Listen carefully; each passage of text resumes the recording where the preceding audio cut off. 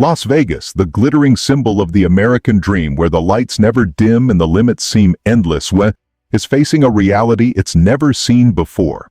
Summer of 2025, the city that never sleeps, has started to slow down. This downturn isn't just on paper. You can feel it on every corner. The buzz is softer, empty chairs line the casino floors, and the laughter at the bars has thinned out. At Harry Reid International Airport, passenger traffic is down 6.3% compared to last year, a sign the stream of visitors is pulling away from the city. The trigger this time, international visitors, the highest spending group for Las Vegas. According to The Guardian, travelers from Canada, the city's #1 market, dropped 13.2%, and budget carrier Flair Airlines lost more than half its Vegas passengers. Visitors from Europe and Mexico are also down. The World Travel and Tourism Council estimates the U.S. could lose about $12.5 billion in international tourist spending in 2025 alone. The city's gateways tell the same story. Harry Reid Airport handled 4.73 million passengers in June, down 6.3%, which means more than 300,000 fewer travelers compared to the same month last year. That's hundreds of flights going out with empty seats, and millions of dollars not flowing into the local economy. Big resorts are feeling it too. In Q2 2025, Caesars Entertainment reported Vegas revenues down 3.7%, with net profits plunging nearly 21%. Interestingly, smaller properties outside the main strip are thriving. Downtown is up 10.5%, Boulder Strip up 19.3%, showing that local and regional guests are acting as a lifeline for smaller casinos. Hotels also taking a hit. Occupancy in July fell 8.1%, and the first half of the year is down 7.1%. The first week of July alone saw RevPAR drop 28.7%, average daily rates down 14.3%, and occupancy sliding more than 13 percentage points. A rare tumble right in the middle of peak season. What was once a value-packed getaway now feels like a cost puzzle. MarketWatch reports coffee on the Strip can hit $9, luxury buffets climb to $100, and a ticket to the Sphere runs close to $279 and before taxes and fees. Add on average resort fees over $45 a night plus utilities, service charges, and lodging tax, and the real bill runs 20 to 30% higher than the listed price. Many travelers call it being nickel and dimed. The warm, welcome feeling has been replaced with a sense of being squeezed, especially for middle-class families. The result? They're cutting trips short or going somewhere else entirely. While higher costs are hurting domestic travelers, tougher entry rules are keeping international guests away.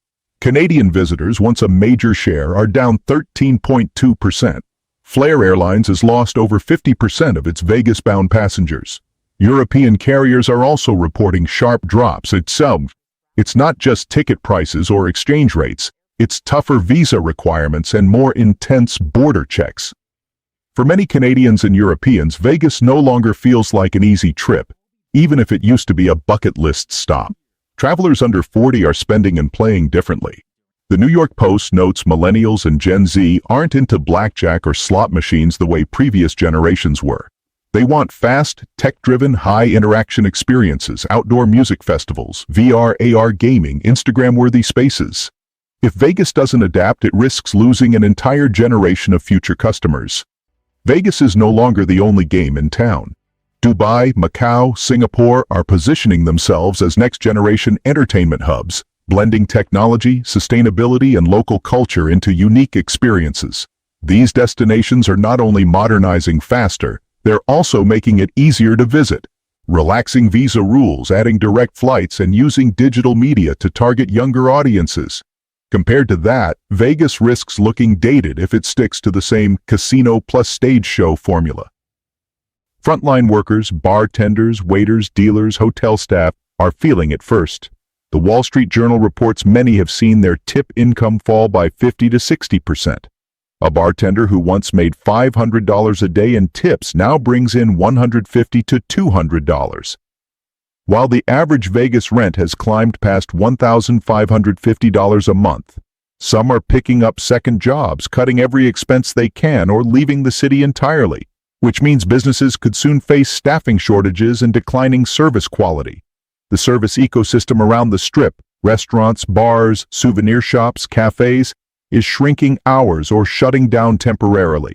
A local business survey found over 30% of small shops near the Strip reported revenue down more than 25% from last year. Each closure isn't just a lost storefront, it's lost jobs, reduced tax revenue, and a hit to the neighborhood's overall appeal. With fewer visitors, hotel tax, event fees, and tourism-related revenues are falling fast. The Las Vegas Convention and Visitors Authority says lodging tax revenues dropped over 7% in the first half of 2025, a hit worth tens of millions. That shortfall threatens funding for public health, education, and infrastructure. As one city official admitted, if this trend keeps up, we'll have to consider delaying or cutting public projects. Vegas can't rely on quick-fix promotions to patch up a slow year. What's needed is a strategic rebuild, one that tackles short-term pain but also redefines the city's long-term appeal. A Travel Leaders Group survey found 62% of visitors left Vegas feeling the cost wasn't worth the experience. It's not just high prices, it's low perceived value. Vegas could roll out all-in-one packages.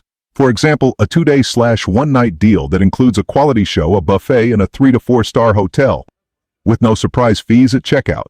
That could cut cancellations and rebuild trust in the worth every penny Vegas brand. Right now, Vegas leans heavily on gamblers and convention goers.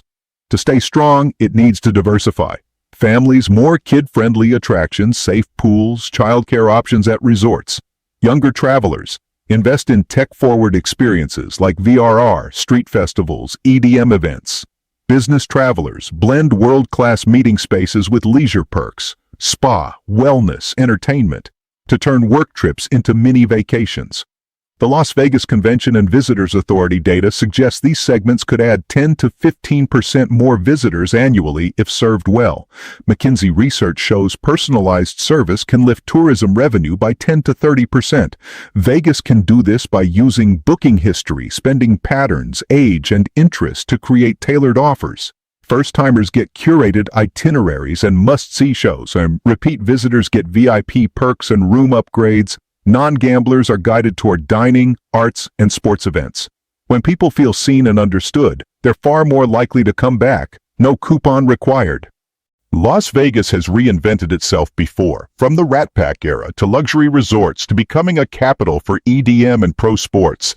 But the challenges of 2025 demand something deeper, not just a new product lineup, but a new way of connecting with visitors. If the city clings to its old shine, it risks becoming a living relic. But if it dares to overhaul everything, from pricing and service to marketing strategy, the desert's brightest light could blaze again.